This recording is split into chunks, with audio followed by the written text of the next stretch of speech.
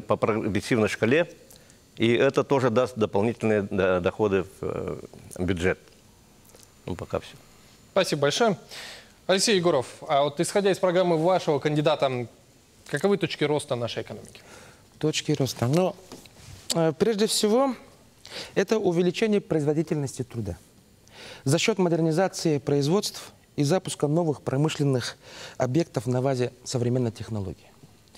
Во-вторых, это кадры, то есть улучшение профессионального образования и мастерства наших специалистов.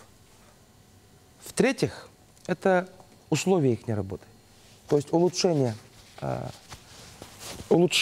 делового климата, то есть это чтобы была реальная хорошая конкуренция.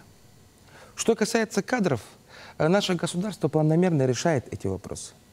Даже в нашей республике, да, есть Северо-Восточный федеральный университет, который каждый год выпускает тысячи специалистов, готовые работать во благо нашей страны, во благо нашей республики.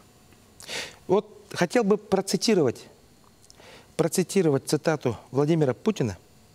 «Экономические кризисы, внешние ограничения не должны помешать нам выйти на задачу роста темпов экономики выше мировых.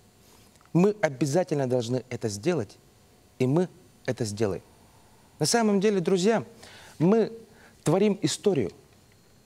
18 марта этого года состоится величайшее событие, состоится очень важное событие, которое повлияет на будущую судьбу нашей России. И все мы творцы нашей истории.